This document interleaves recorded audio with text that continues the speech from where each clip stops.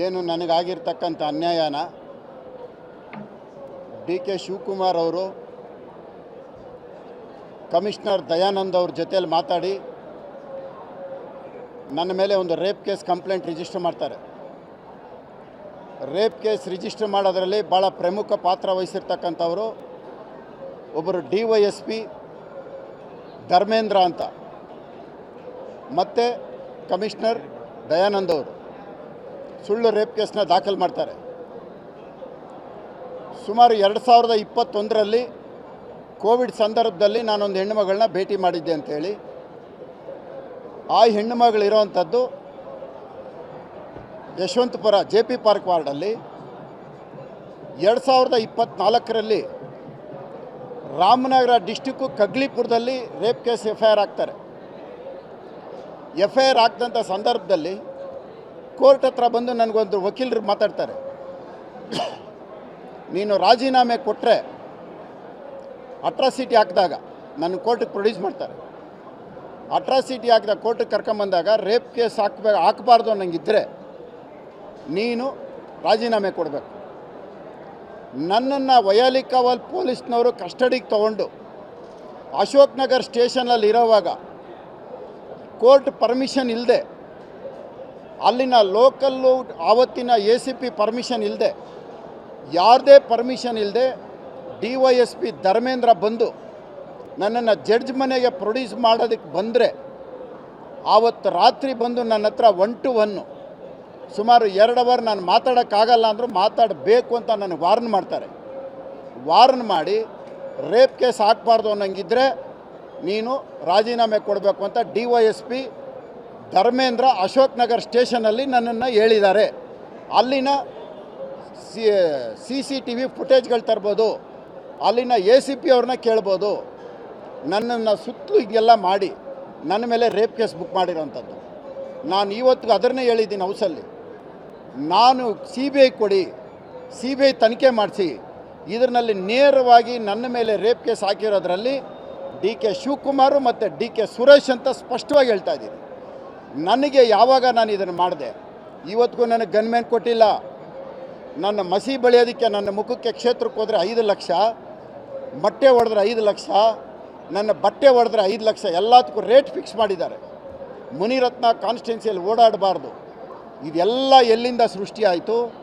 ಒಂದೇ ಕಾರಣ, parliament election ಆದಮೇಲೆ ಡಾಕ್ಟರ್ ಮಂಜುನಾಥ್ ಗೆದ್ದ ಮೇಲೆ 1 ಲಕ್ಷ ಲೀಡು ರಾಜರಾಜೇಶ್ವರಿ ವಿಧಾನಸಭಾ ಕ್ಷೇತ್ರದಲ್ಲಿ ಬಂದ ಮೇಲೆ ಆವತ್ತು DK ಶಿವಕುಮಾರ್, DK ಸುರೇಶು ನನ್ನನ್ನು ಈ ರೀತಿ ಮಾಡೋದಕ್ಕೆ ಶುರು ಮಾಡಿದ್ದು. ಅದಕ್ಕೆ ಮುಂಚೆ ಯಾವ ಕಂಪ್ಲೇಂಟು ಇಲ್ಲ, ಯಾವ ಅಟ್ರಾಸಿಟಿ ಇಲ್ಲ, ಯಾವ ರೇಪ್ ಕೇಸ್ ಇಲ್ಲ, ಎಂಥದ್ದೂ ಇಲ್ಲ. ನೆಮ್ಮದಿಯಾಗಿ ನಾನು ನನ್ನ ಕ್ಷೇತ್ರ ಕೆಲಸ ಮಾಡ್ತಾಯಿದ್ದಂಥವನು ಇವತ್ತು ನನಗೆ ಮಾನಸಿಕವಾಗಿ ಈ ಮಟ್ಟಕ್ಕೆ ತಂದು ಗನ್ಮ್ಯಾನ್ಗಳಿಗೆ ನಾನು ಸುಪ್ರೀಂ ಕೋರ್ಟ್ಗೆ ಹೋಗಿದ್ದೀನಿ, ನನಗೆ ರಕ್ಷಣೆ ಕೊಡಿ ಅಂತ. ಸುಪ್ರೀಂ ಕೋರ್ಟ್ ಹೋಗಿ ನಾನು ಸುಪ್ರೀಂ ಕೋರ್ಟಲ್ಲಿ ಫೈಲ್ ಮಾಡಬೇಕು ಅಂದರೆ president, prime minister, human rights, central home minister ಎಲ್ರಿಗೂ ಪತ್ರ ಬರೆದಿದ್ದೀನಿ. ಇಷ್ಟೆಲ್ಲ ನನಗೆ ಹಿಂಸೆ ಕೊಡ್ತಾ ಇದ್ದಾರೆ. ಕಾರಣ MLA ಎಲೆಕ್ಷನ್ನಲ್ಲಿ ಸೋತಂಥ ಒಂದು ಅಭ್ಯರ್ಥಿ ಪಾರ್ಲಿಮೆಂಟಲ್ಲಿ ಸೋತಂಥ ಒಂದು ಕಾರಣಕ್ಕೆ ನನಗಿವತ್ತು ಇಷ್ಟು ಹಿಂಸೆ ಕೊಡ್ತಾ ಇದ್ದಾರೆ. ಮಾನಸಿಕವಾಗಿ ನಾನು ಆತ್ಮಹತ್ಯೆ ಮಾಡ್ಕೋಬೇಕು, ಇಲ್ಲ ಅವರು ನನ್ನನ್ನು ಕೊಲೆ ಮಾಡಬೇಕು. ಮುನಿರತ್ನ ಇರಬಾರ್ದು ಅನ್ನೋ ತೀರ್ಮಾನಕ್ಕೆ ಬಂದು DK ಶಿವಕುಮಾರ್ ಮಾಡ್ತಾ ಇರೋಂಥ ಮಹಾ ಪಾಪದ ಕೆಲಸ ಇದು. ರಮೇಶ್ ಜಾರಕಿಹೊಳಿನ ಮಾಡಿದ್ರು, ಅದರಲ್ಲಿ ಯಾವುದು ಅನುಮಾನ ಇಲ್ಲ. ರೇವಣ್ಣನ ಮೇಲೆ ಮಾಡಿದ್ರು, ಅದು ಮಾಡಿದ್ರು. ಸೂರಜ್ ರೇವಣ್ಣನ ಮೇಲೆ ಮಾಡಿದ್ರು, ಅದು ಆಯಿತು. ಇವಾಗ ಎಲ್ಲ ಬಿಟ್ಟು ತಿರ್ಗಾ ಇವತ್ತು ರಾಜಣ್ಣನ ಪ್ರಯತ್ನ ಮಾಡಿದ್ದಾರೆ. ರಾಜಣ್ಣ ಇವತ್ತು ಒಪ್ಕೊಂಡಿದ್ದಾರೆ, ತನಿಖೆಗೆ ಕಂಪ್ಲೇಂಟ್ ಕೊಡ್ತೀನಿ ಅಂತ ಹೇಳಿದ್ದಾರೆ. ಈಗ ಗೃಹ ಮಂತ್ರಿಗಳಿಗೆ ನಾನು ಹೇಳಿದ್ದೀನಿ, ನನಗಾಗಿರೋ ಅನ್ಯಾಯನ ಅದನ್ನು ತನಿಖೆ ಮಾಡಿಸಿ ಅಥವಾ CBI ಕೊಡಿ ಅಂತ ಹೇಳಿದ್ದೀನಿ. ಗೃಹ ಮಂತ್ರಿಗಳಿಗೆ ಒಪ್ಕೊಂಡಿದ್ದಾರೆ, ಇದನ್ನು ತನಿಖೆ ಮಾಡಿಸ್ತೀನಿ ಅಂತ. ತನಿಖೆ ಮಾಡೋವ್ರಿಗೂ ನಾನು ಬಿಡಲ್ಲ. ಒಂದು ವೇಳೆ ಮಾಡಿಲ್ಲ ಅಂದರೆ ನಾನು ಕೋರ್ಟ್ಗೆ ಹೋಗಿ ಇದನ್ನು CBI ಪರ್ಮಿಷನ್ ಕೇಳಾದರೂ ಸರಿ, ನಾನು ಇದನ್ನು ತನಿಖೆ ಮಾಡೋವ್ರಿಗೂ ಬಿಡ. ನನ್ನ ಮೇಲೆ ಹಾಕಿರೋ ಸುಳ್ಳು ಕೇಸು ಅದು ನಾನು ಪ್ರೂವ್ ಮಾಡೋವ್ರಿಗೂ ಬಿಡಲ್ಲ. ಈ ರೀತಿ DK ಶಿವಕುಮಾರ್ಗೆ ಒಂದು ಕಿವಿ ಮಾತು ಹೇಳ್ತೀನಿ, ಇಂಥ ಪಾಪ ಕೃತ್ಯಗಳಲ್ಲಿ ಭಾಗವಹಿಸಬೇಡ್ರಿ, ಇಂಥ ಪಾಪಗಳನ್ನ ಮಾಡಬೇಡ್ರಿ. ನಿಮಗೂ ಒಂದು ಕುಟುಂಬ ಇದೆ, ನಿಮಗೂ ಒಂದು ಮನೆ ಇದೆ. ನಾಳೆ ನಿಮ್ಮ ಕುಟುಂಬ ಬೆಳಿಬೇಕಾಗಿದೆ. ಆಸ್ತಿ ಮಾಡಿರೋದು ಶಾಶ್ವತ ಅಲ್ಲ. ನಾಳೆ ನಿಮ್ಮ ಕುಟುಂಬದಲ್ಲಿ ಇದೇ ರೀತಿ ಯಾರಾದರೂ ಒಬ್ಬರು ಕಣ್ಣೀರು ಹಾಕ್ತಾರೆ. ಇದು ಜ್ಞಾಪಕ ಇಟ್ಕೊಳ್ಳಿ. ಪಾಪ ಯಾರನ್ನು ಬಿಡಲ್ಲ. ನೀವು ಮಾಡಿರೋ ಪಾಪ ರಮೇಶ್ ಜಾರಕಿಹೊಳಿದು ನಾವೆಲ್ಲರೂ ಕುಟುಂಬಗಳಿರುವಂಥವ್ರು. ಈ ಮಟ್ಟಕ್ಕೆ ಬೆಳೆದ ಮೇಲೆ ಇಷ್ಟು ಹೀನ ಕೃತ್ಯಕ್ಕೆ ಯಾಕೆ ಹೋಗ್ತೀರಿ? ನೀವು ಮುಖ್ಯಮಂತ್ರಿ ಆಗಬೇಕು ಅಂದ್ಕೊಂಡಿರೋರು, ಆ ಸ್ಥಾನಕ್ಕೆ ನೀವು ಹೋಗ್ಬೇಕು ಅಂದ್ಕೊಂಡಿರೋರು ದೊಡ್ಡ ಮಟ್ಟದಲ್ಲಿ 4 ಜನಕ್ಕೆ ಒಳ್ಳೇದು ಬಯಸ್ರಿ. ಈ ರೀತಿ ಹನಿ ಟ್ರಾಪ್ ಮಾಡೋದು, ಈ ರೀತಿ ಮಾಡೋದು, ಇಷ್ಟು ನೀಚ ಕೆಲಸಕ್ಕೆ ಡಿ ಕೆ ಶಿವಕುಮಾರ್ ಅವರು ಇನ್ನು ಮುಂದಕ್ಕಾದ್ರೂ ಹೋಗದಂಗೆ ಜನಸೇವೆ ಕಡೆ ಗಮನ ಕೊಡಲಿ. ಅವ್ರ ಸ್ಥಾನಕ್ಕೆ ಇದು ಶೋಭೆ ತರಲ್ಲ. ಇವತ್ತು ನನ್ನ ನೋವು ಎಷ್ಟಿದೆ ಅನ್ನೋದು ನನಗೆ ಗೊತ್ತಿದೆ. ನನ್ನ ಮೇಲೆ ನೀವು ಯಾವ ಕೇಸ್ ಹಾಕಿದ್ರು ಸರಿ, ರೇಪ್ ಕೇಸ್ ಹಾಕಿ ನನಗೆ ಮೋಸ ಮಾಡಿ ನನಗೆ ಸುಳ್ಳು ಕೇಸ್ ಹಾಕಿದ್ದೀರಲ್ಲ, ನಾನಿವತ್ತು ಹೌಸಲ್ಲಿ ಹೇಳಿದ್ದೀನಿ, ನಾನು ರೇಪ್ ಮಾಡಿದರೆ ನಾನು ಸರ್ವನಾಶ ಆಗಿ ಹೋಗ್ತೀನಿ, ನಾನು ಹುಳ ಬಿಸಾಯಬೇಕು. ನೀವು ಸುಳ್ಳು ಕೇಸ್ ಹಾಕಿದರೆ ನೀವು ಹುಳ ಬಿಸಾಯ್ತೀರಿ. ನನ್ನ ಕುಟುಂಬಕ್ಕೆ ಆಗಿರೋ ನೋವು ನಾಳೆ ನಿಮ್ಮ ಕುಟುಂಬದಲ್ಲಿ ಯಾರನ್ನು ಅನುಭವಿಸಿದಾಗ ನಿಮ್ಗೆ ಆ ನೋವು ಗೊತ್ತಾಗತ್ತೆ. ಇನ್ನು ಮುಂದಕ್ಕಾದರೂ ಡಿ ಕೆ ಶಿವಕುಮಾರ್ ನೀವು ಬುದ್ಧಿ ಕಲ್ತ್ಕೊಂಡು ಜನಸೇವೆ ಕಡೆ ಗಮನ ಕೊಡಿ. ಈ ಹನಿ ಟ್ರಾಪ್ ಟೀಮ್ಗಳು ಸಾಕ್ತಾ ಇದ್ದೀರಲ್ಲ, ರಾತ್ರಿ 2 ಗಂಟೆಗೆ ಮೀಟಿಂಗ್ ಮಾಡೋದು, ಅದನ್ನು ಬಿಟ್ಬಿಟ್ಟು ಜನಸೇವೆ ಕಡೆ ಗಮನ ಕೊಡಿ. ನಿಮ್ಮ ಹನಿ ಟ್ರಾಪ್ ಟೀಮ್ ಯಾರು ಅನ್ನೋದು ನನಗೆ ಗೊತ್ತಿದೆ. ನೀವು ರಮೇಶ್ ಜಾರಕಿಹೊಳಿ ಮಾಡೋವಾಗ ಅದು ನನಗೆ ಇನ್ಫಾರ್ಮೇಷನ್ ಇತ್ತು. ಬಟ್ ನನಗೆ ನೀವು ರಾಜೀನಾಮೆ ಕೊಟ್ಟಾಗಲಿಂದ ಪ್ರಯತ್ನ ಮಾಡಿದ್ರಿ, ನಾನು ಎಲ್ಲೂ ಸಿಕ್ಕಿಲ್ಲ, ಯಾವ ಮೋಸಕ್ಕೂ ಬಲಿಯಾಗಿಲ್ಲ. ನಾನು ರಾಜೀನಾಮೆ ಕೊಟ್ಟು BJPಗೆ ಹೋಗಿದ್ದ ದಿವಸನೇ ಪ್ರಯತ್ನ ಮಾಡಿದ್ರಿ, ನಾನಾ ಥರ ಪ್ರಯತ್ನ ಮಾಡಿದ್ರಿ. ನಾನು ಎಚ್ಚರಿಕೆಯಿಂದ ಇದ್ದೆ, ಕೊನೆಗೆ ಯಾವುದೂ ಸಿಕ್ಕಿಲ್ಲ ಅಂತ JP ಪಾರ್ಕು ಯಶವಂತಪುರದಲ್ಲಿರೋ ಹೆಣ್ಣು ಮಗಳನ್ನು ಕರ್ಕೊಂಡೋಗಿ ರಾಮನಗರದಲ್ಲಿ FIR ಮಾಡ್ತಿರಲ್ಲ, ಇದು ದೇವ್ರ ಮೆಚ್ಚುವಂಥ ಕೆಲಸನ ಇದು?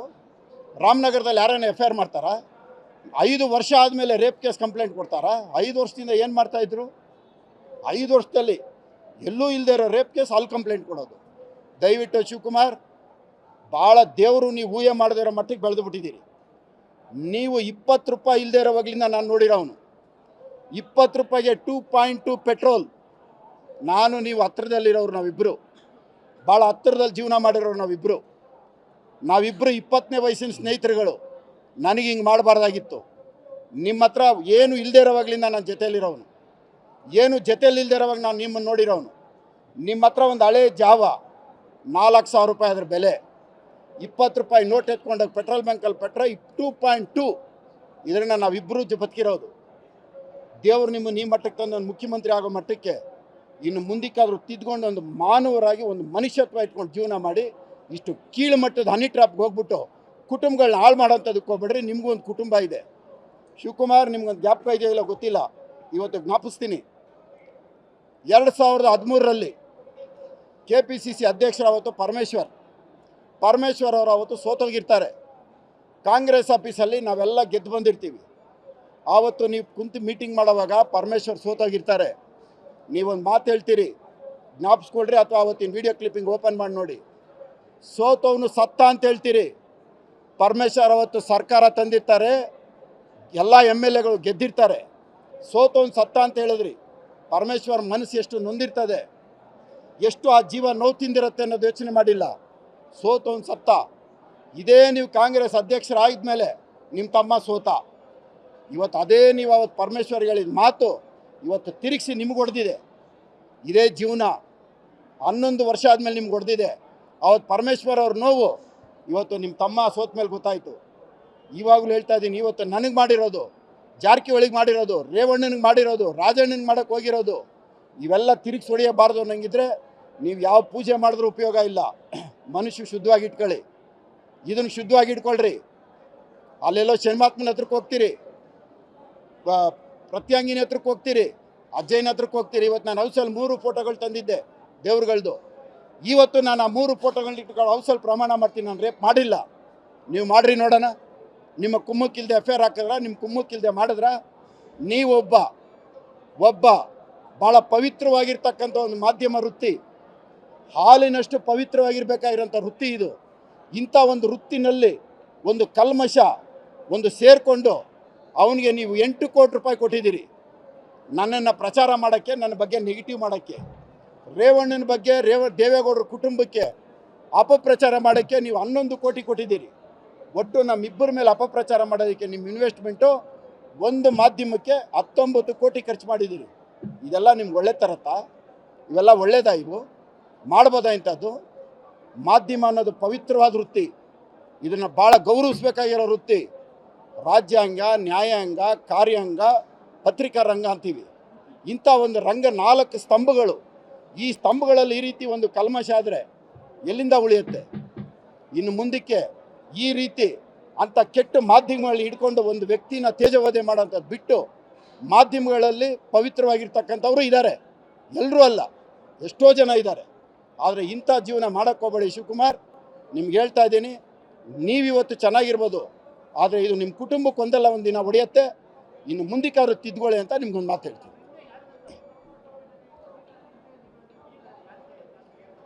ನೋಡ್ರಿ, ಕಂಪ್ಲೀಟ್ ಇವ್ರದೇ ರೀ team. DK Shivakumar honey trap team ಇದು ನಿಮ್ಗೆ ಯಾರು ಅಂತ ನಿಮ್ಗೆ ಇನ್ನೂ ಸ್ಪಷ್ಟವಾಗಿ ಬೇಕು ಅಂದರೆ ಲಾಸ್ಟು SITನಲ್ಲಿ ಒಬ್ಬರನ್ನ ಒಂದು 4 ಜನ ಅರೆಸ್ಟ್ ಮಾಡಿದರು ಜಾರಕಿಹೊಳಿ ಕೇಸ್ ಆದಾಗ. ಅವ್ರು ಯಾರು ಅಂತ ತಿಳ್ಕೊಳ್ರಿ.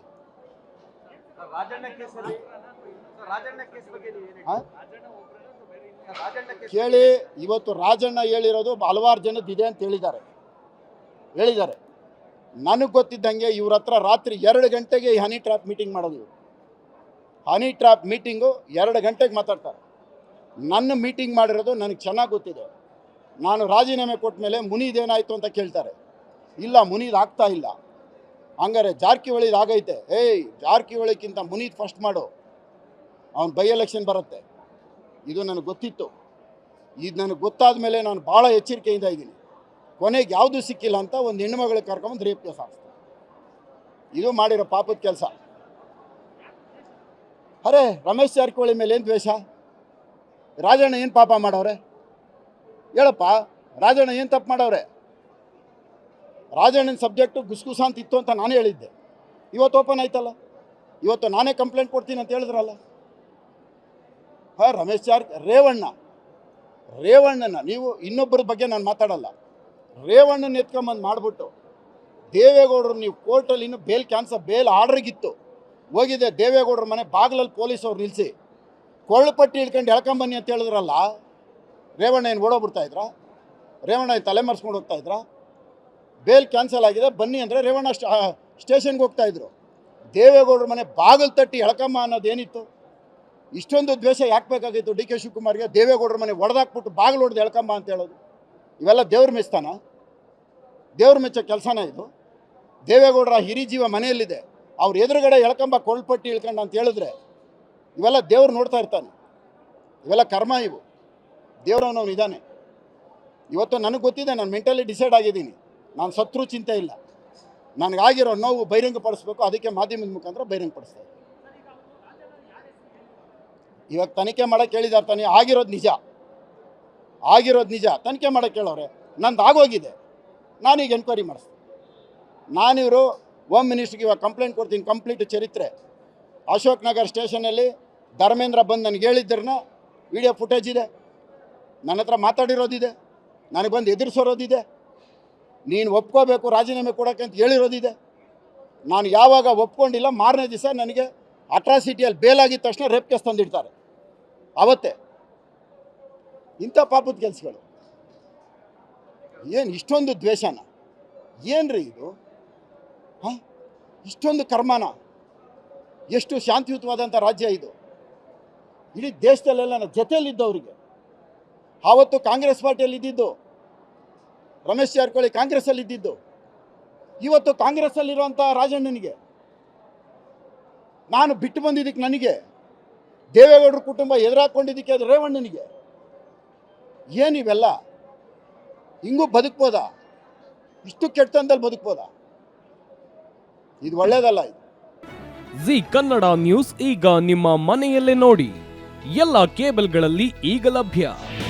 ನಿಮ್ಮ ನೆಚ್ಚಿನ ಜಿ ಕನ್ನಡ ನ್ಯೂಸ್ ಈಗ ಸನ್ ಡೈರೆಕ್ಟ್ ನಲ್ಲಿ number 292, Tata play number 1664, Jio TV number 1334, NXT digital number 30, in cable number 30, city networks 51, U digital number 162, GTPL number 17, Rockline telecommunications number 42, Shri Basaveshwara cable number 168, rural cable network 60, Vinayaka digital 57, Abhishek cable 821, city channel 53, Siddeshwara cable network 57, V4 digital Infotech 628, Surya digital networks 53, Gajanan digital number 836, Malnad Infotech Private Limited number